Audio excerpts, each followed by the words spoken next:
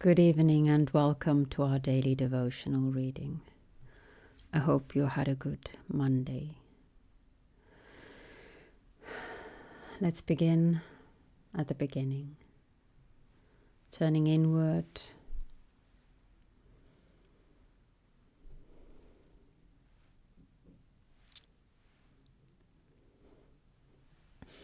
praising the life that is within us, for being within us, for sharing with us these brief moments of existence, of being, of participating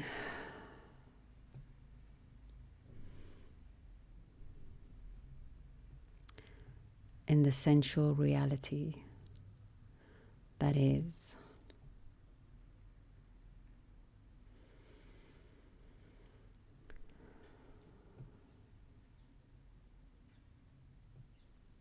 Feel the gratitude and how the gratitude engenders joy. And know that this joy is always accessible,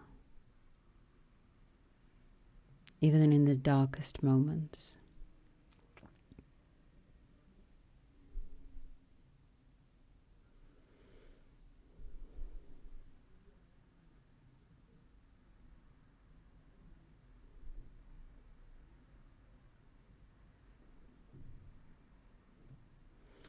It is deeper than pain.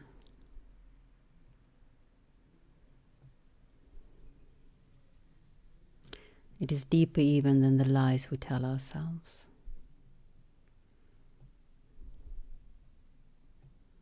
It is.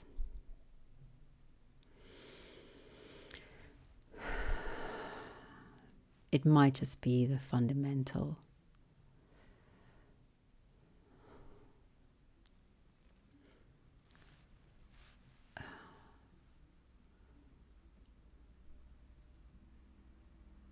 reality of being.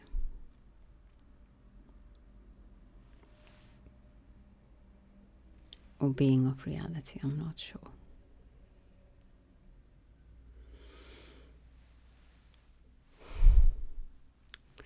Let's hear what Plato has to say.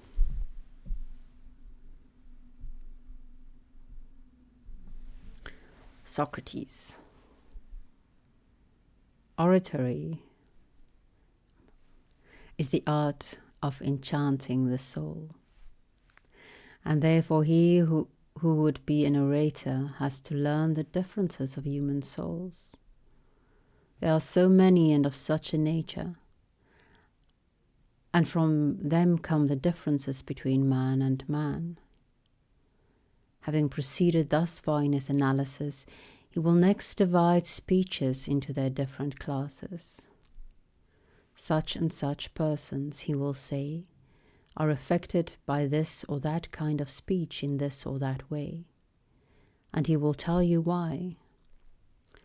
The pupil must have a good theoretical notion of them first, and then he must have experience of them in actual life, and be able to follow them with all his senses about him, or he will never get beyond the precepts of his masters. But when he understands what persons are persuaded by what arguments, and sees the person about whom he is speaking in the abstract actually before him, and knows that it is he, and can say to himself, this is the man or this is the character who ought to have a certain argument applied to him in order to convince him of a certain opinion. He who knows all this and knows also when he should speak and when he should refrain, and when he should use pithy sayings and pathetic appeals, sensational effects, and all the other models of speech which he has learned, when, I say, he knows the times and seasons of all these things, then, and not till then, he is a perfect master of his art. But if he fail in any of these points, whether in speaking or teaching or writing them, and yet declares that he speaks by rules of art. He who says, "I don't believe you," has the better of him. Well, the teacher will say, in this, Phaedrus and Socrates, your account of the so-called art of rhetoric, or am I to look for... is this, Phaedrus and Socrates, your account of the so-called art of rhetoric, or am I to look for another?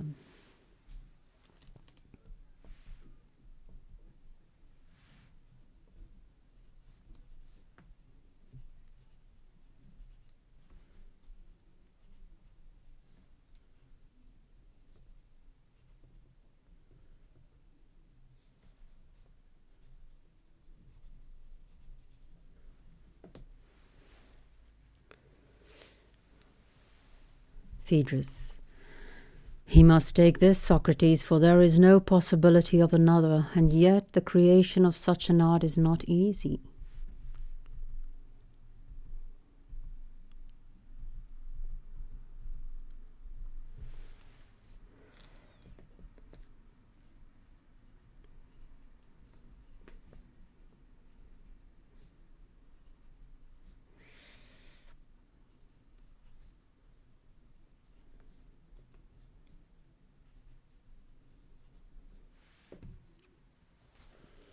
Socrates, very true, and therefore let us consider this matter in every light, and see whether we cannot find a shorter and easier route. There is no use in taking a long, rough, roundabout way, if there is a shorter and easier one. And I wish that you would try and remember whether you have heard from Lysias or anyone else anything which might be of service to us.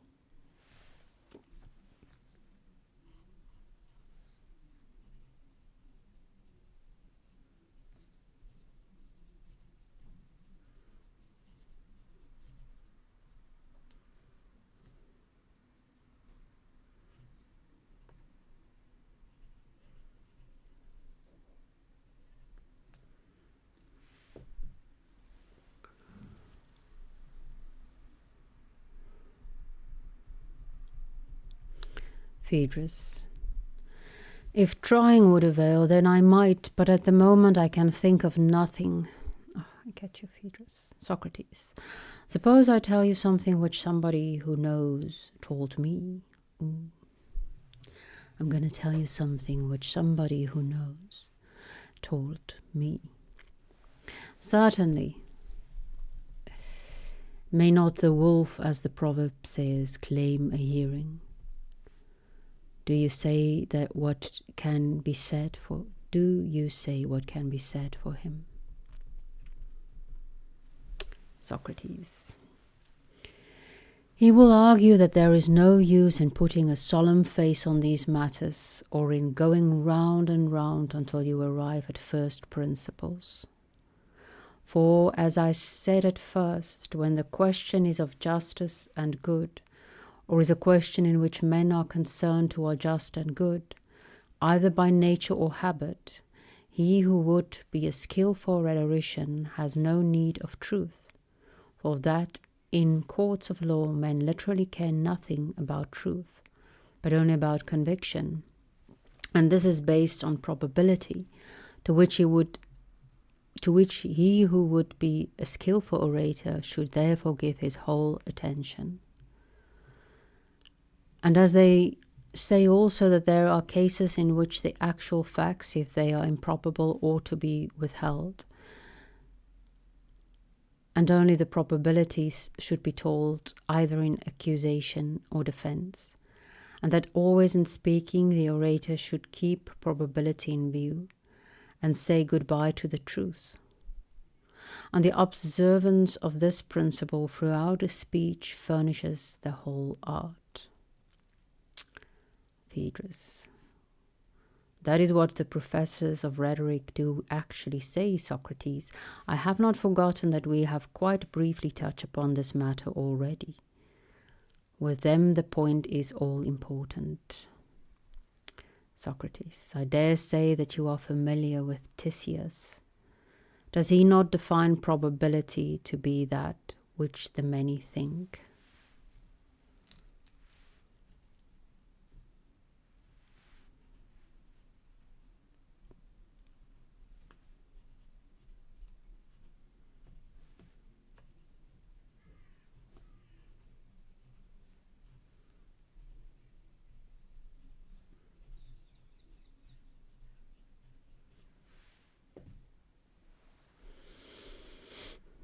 Certainly he does, Socrates. I believe that he has a clever and ingenious case of this sort. He supposes a feeble and valiant man to have assaulted a strong and cowardly one,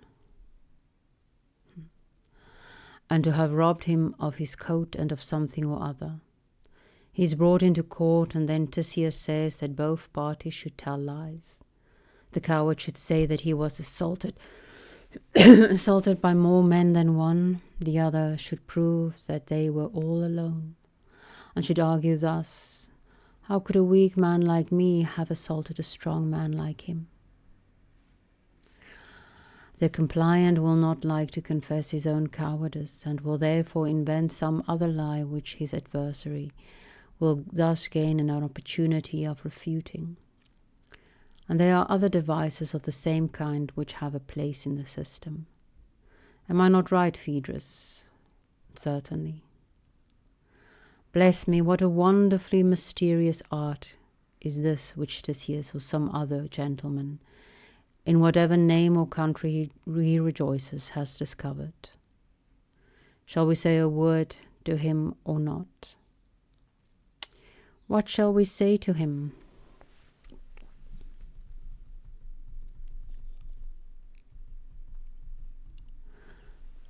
Let us tell him that before he appeared, you and I were saying that the probability of which he speaks was engendered in the minds of the many by the likeness of the truth. And we had just been affirming that he who knew the truth would always know best how to discover the resemblances of the truth. And if he has anything else to say about the art of speaking, we should like to hear him. But if not, we are satisfied with our own view, that unless a man estimates the various characters of his hearers, and is able to divide all things into classes and to comprehend them under single ideas, he will never be a skillful rhetorician, even within the limits of human power. And this skill he will not attain without a great deal of trouble, which a good man ought to undergo, not for the sake of speaking and acting before men, but in order that he may be able to say what is acceptable to the gods, and always to act acceptably to them, as far as in him lies. For there is a saying of wiser men than ourselves, that a man of sense should not try to please his fellow servants. At least this should not be his first objective, probably, but his good and noble masters. And therefore, if the way is long and circuitous, marvel not at this, for where the end is great,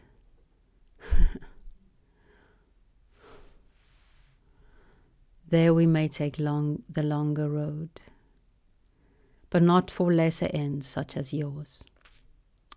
Truly the argument may say, Tisias, that if you do not mind going so far, rhetoric has a fair beginning here.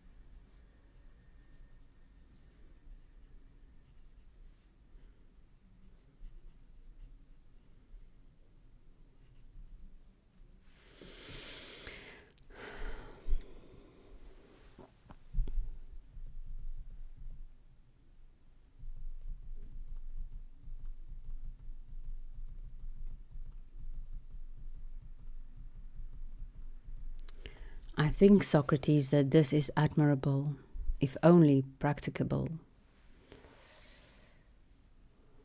But even to fail in an honorable object is honorable. The other translation says it a bit differently. Both sentiments I find very encouraging.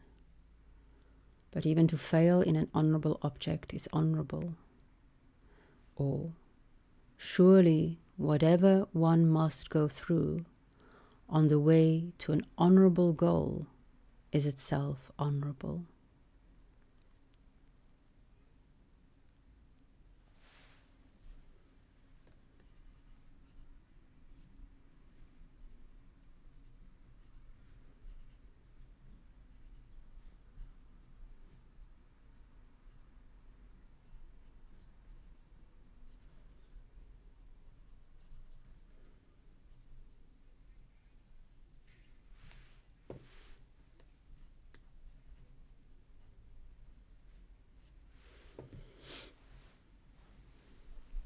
True.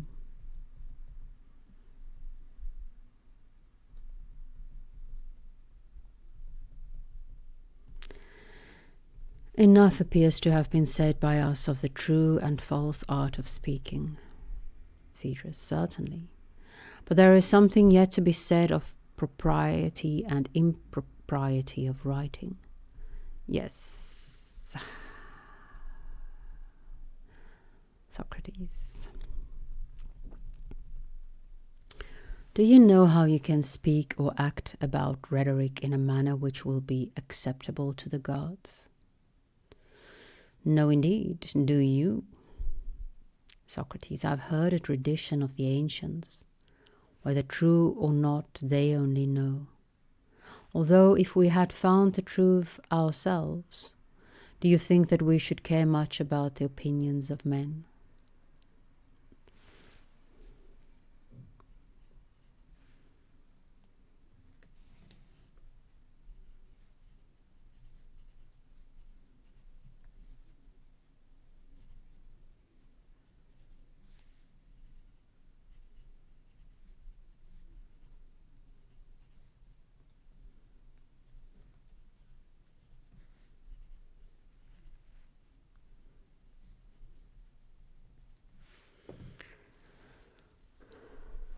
Phaedrus, your question needs no answer, but I wish that you would tell me what you say that you have heard.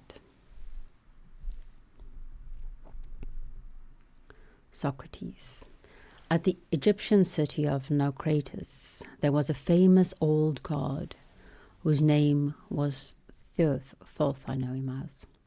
The bird which is called the ibis is sacred to him, and he was the inventor of many arts, such as arithmetic and calculation and geometry and astronomy and dice games. But his great discovery was the use of letters. Now in those days the god Tammuz was the king of the whole country of Egypt, and he dwelt in that great city of Upper Egypt, which the Greeks call Egyptian Thebes. And the god himself is called by them Ammon. To him came Thoth and showed his inventions, desiring that the other Egyptians might be allowed to have the benefit of them. He enumerated them, and Tammuz inquired about their several uses, and praised some of them and censured others, as he approved or disapproved of them. It would take a long time to repeat all that Tammuz said to Thoth in praise or blame of the various arts. But when they came to letters, this, said Thoth, will make the Egyptians wiser and give them better memories. It is a specific both for the memory and for the wit. Tammuz replied, O most ingenious Thoth, the parent or inventor of an art is not always the best judge of the utility or inutility of his own inventions to the users of them. And in this instance, you who are the father of letters, from a paternal love of your own children, have been led to attribute to them a quality which they cannot have. For this discovery of yours will create forgetfulness, in the learners' souls, because they will not use their memories. They will trust to the external written characters and not remember of themselves.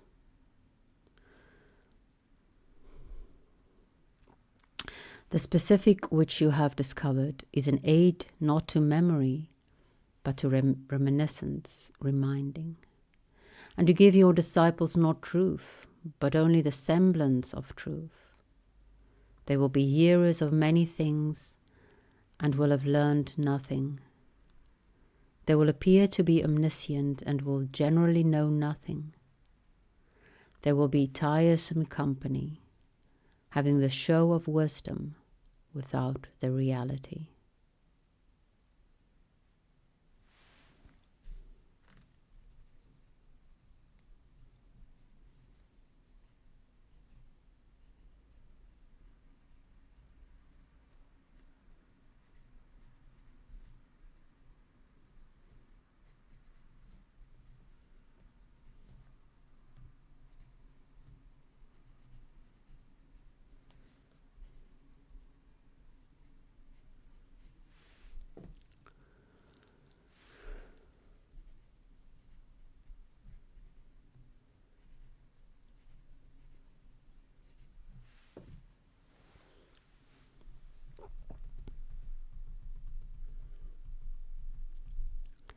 Phaedrus. Yes, Socrates, you can easily invent tales of Egypt or of any other country. Socrates. There was a tradition in the temple of Dodona that oaks first gave prophetic utterances. The men of old, unlike in their simplicity to young philosophy, deemed that if they heard the truth even from oak or rock, it was enough for them, whereas you seem to consider not whether a thing is or is not true, but who the speaker is and from what country the tale comes. Phaedrus.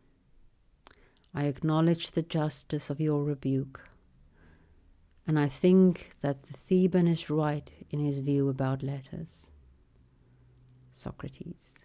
He would be a very simple person and quite a stranger to the oracles of Thamos or Ammon, who should leave in writing or receive in writing any art under the idea that the written word would be intelligible or certain, or who deemed that writing was at all better than knowledge and recollection of the same matters.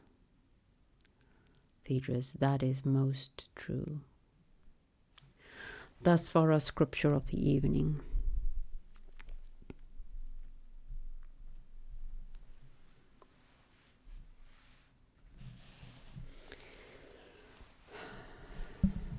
Before I forget,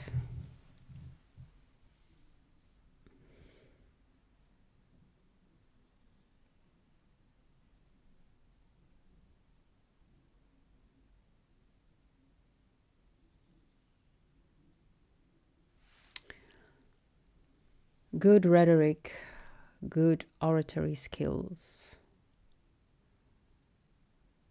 the power of persuasion, I suppose. On the one hand, I hear Socrates say that as long as the truth is spoken, it matters not if it's a rock or a tree that speaks. Those who have ears to hear will hear. On the other hand, I don't have water with me today again. On the other hand, I hear the call to ascesis, to training, as an athlete would train.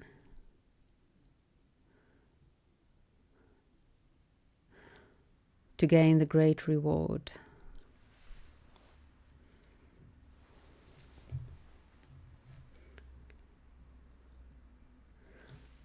The art of enchanting the soul.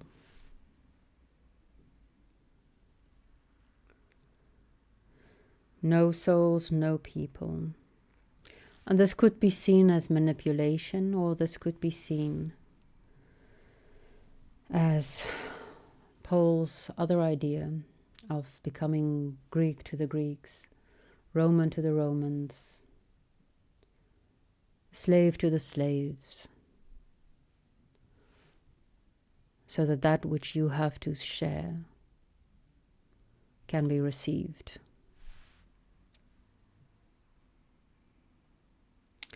But the creation of such an art is not easy. And Socrates returns to this idea that the creation of such an art is not easy. And I had to laugh a bit, because today in Hegel there was one what do you call it, phrase that I had clouded, meaning I thought it was beautiful words the last time I read it. A long and laborious journey must be undertaken.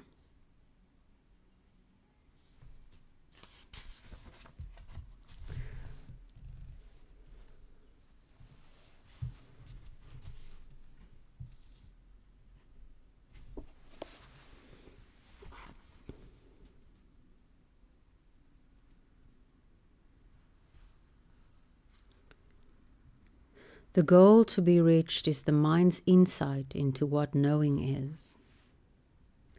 Impatience asks for the impossible, wants to reach the goal without the means of getting there. The length of the journey has to be borne with, for every moment is necessary.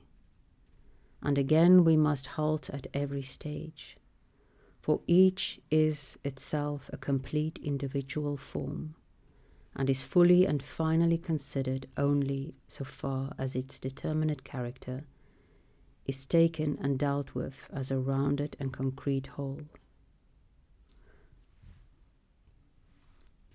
or only so far as the whole is looked at in the light of the special and peculiar character which this determination gives it. I had to giggle because Hegel and Socrates said the same thing today, and I love when such synchronicities show themselves. The pilgrimage I wrote there.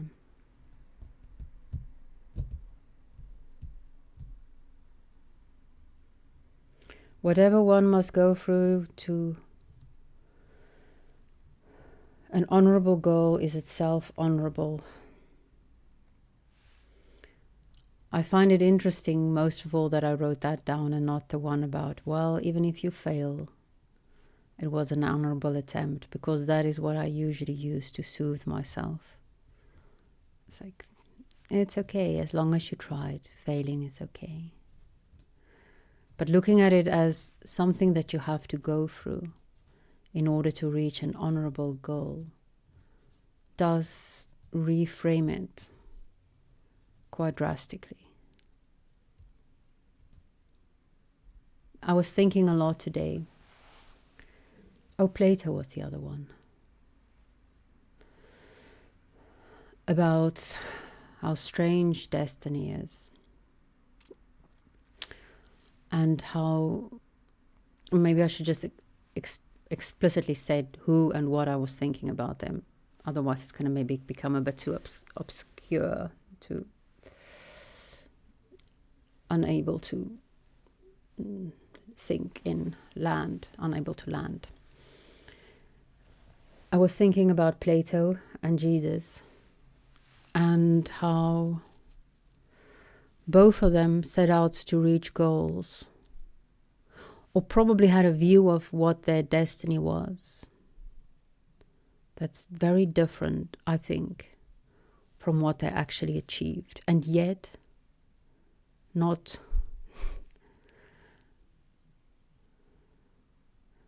Plato tried his entire life to establish a well-ordered state where philosophers can flourish, and they never achieved that. And I think he died quite a bit old man, but that might be speculation. Thinking that he failed completely. He probably had this sense of himself being destined for great things on him.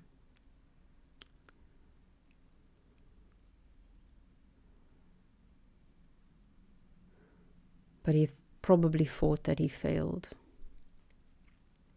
And Jesus most likely thought that he was witnessing or experiencing an end time of some sort, that they will become a new age, a new order, and he will be the king in this newly established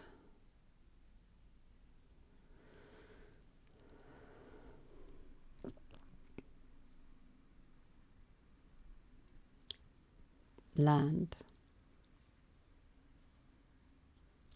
And he probably died thinking he failed.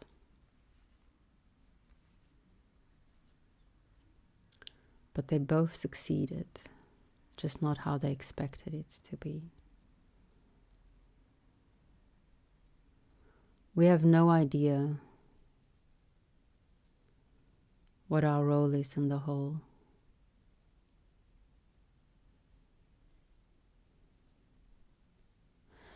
I was also thinking about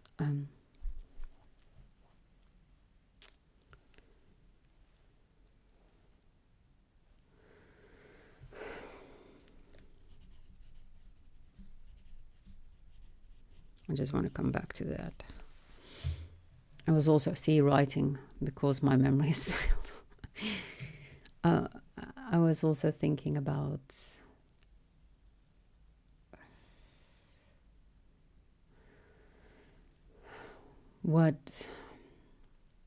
when Sarah and I looked at Martin Luther as he is discussed by Viveki in the Awakening series, I mentioned to her that because John calls the election, is it election what it's called?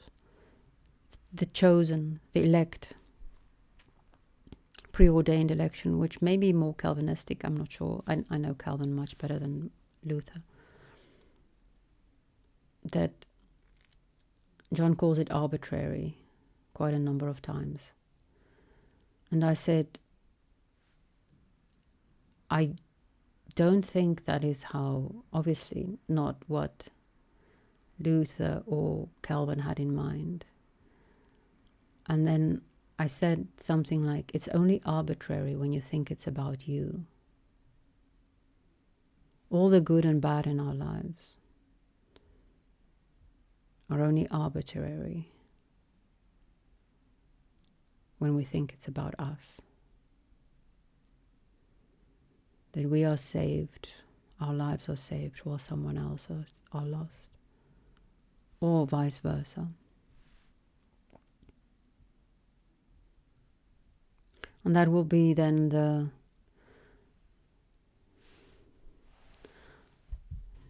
to the greater evolution of mind type of thing in my mind then. What Sarah also hinted at, I believe.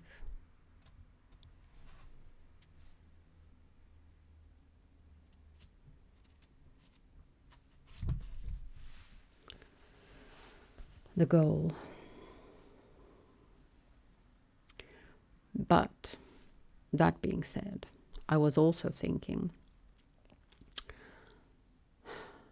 that it does feel a bit as if this is just a way to comfort ourselves. It's such a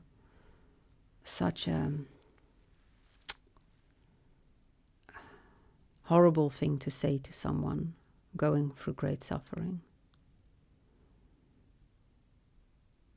And it's even maybe a horrible thing for someone to think, going through great suffering. And if we do, we say it to comfort ourselves. And that the Greeks, who had us as mere playthings of the gods,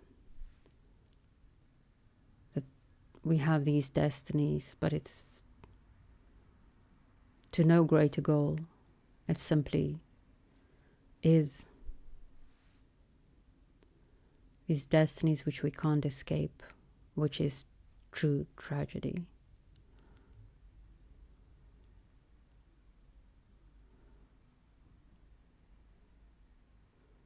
For no reason at all. That seems more truthful to me. And I hope I am mistaken. But I fear I may not be.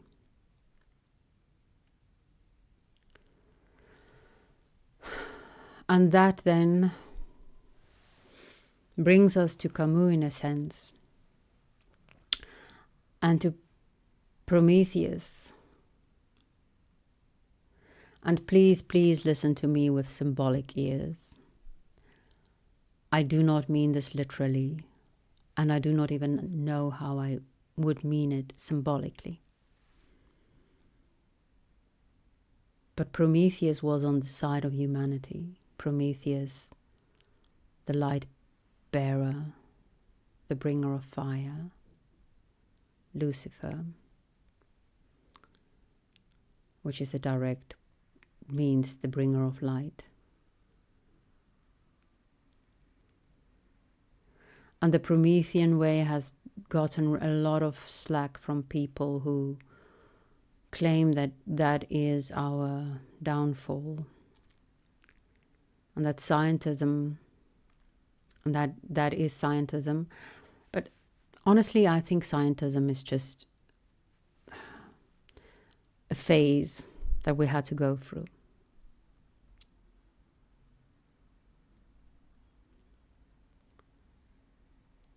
It was a new toy, and we were so excited about it.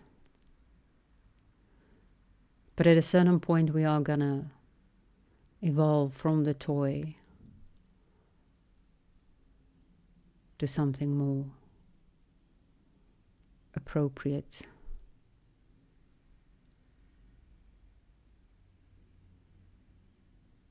To a more mature one.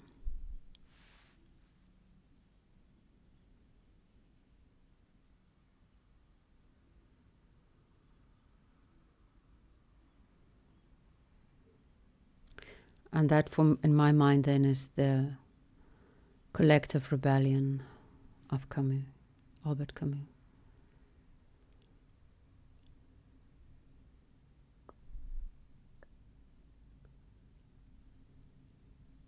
Overcoming the odds ourselves. And then, yes, they will be failing, but it's noble even to fail when pursuing a noble goal. Knowing that we are mere parts, and our failing might just pave the way for others to succeed and to reach the goal.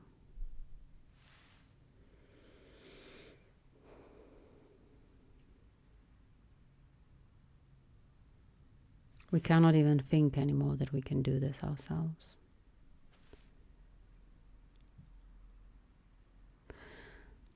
And should all the worldviews have a seat around the table,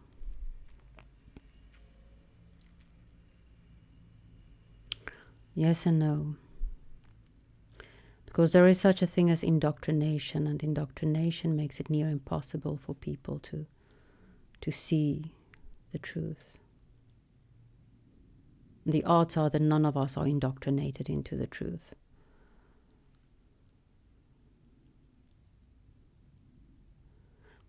But the one thing I think that really shook me in my faith was the mutual exclusivity of it all. It's one thing to believe in the many paths, but when each path claims to be the sole only way, that's where I was thrown, I think.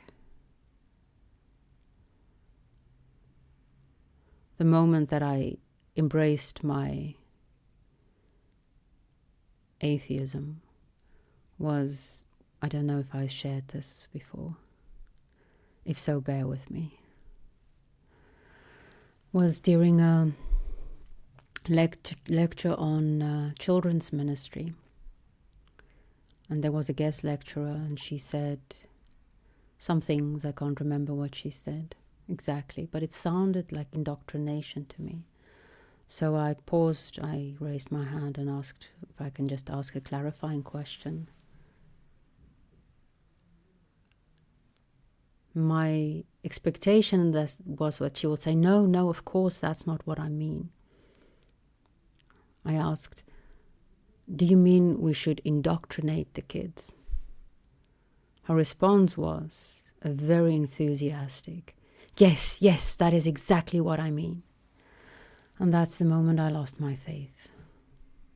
Because I realized, or let go of my faith, and I could give a sigh of relief and just let it go, because I realized that I have been indoctrinated. But not everyone is as lucky as me to have this confrontation with indoctrination, the truth of indoctrination. I suppose getting everyone to sit around the table will definitely open a few eyes.